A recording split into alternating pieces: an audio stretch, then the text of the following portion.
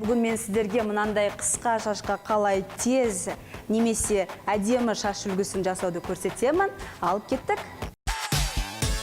Бүгін мен сіздерге көрсететін шаш үлгім ол қазіргі таңда өте сәнді, кез келген жастағы қыздарымызға, қыз келіншектерімізге тура келетін шаш үлгісі.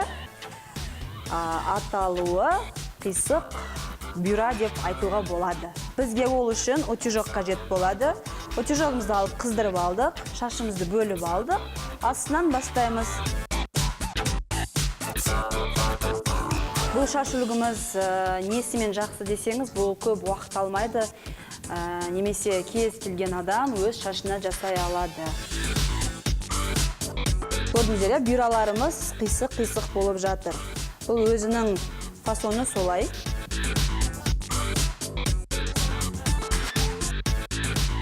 Келесі шашына көшеміз. Дәл солай етіп бөліп аламыз. Егерде шашыңыз боялмаған болса, мынандай бұйралар көпке шыдамайды. Кішкене боялған, күйдірілген шашқа өте ұзақ тұрады.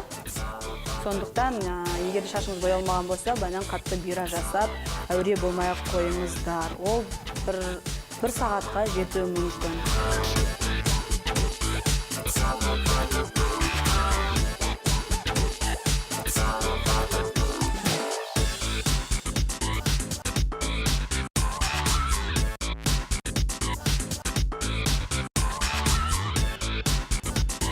Шашымызды қисық бұйраны жасап біттік.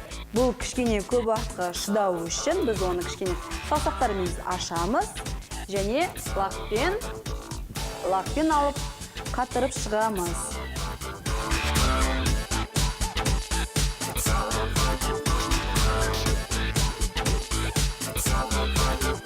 Бүгінгі қисық бұйра шаш үлгісін аяқтадық. Бұл шашымызға 10 минут немесе 20 минут уақыт кетеді. Сондықтан осы шашты кез келген мейрамға, кез келген күнге, кез келген жасқа бәріне жараса береді. Solid thought.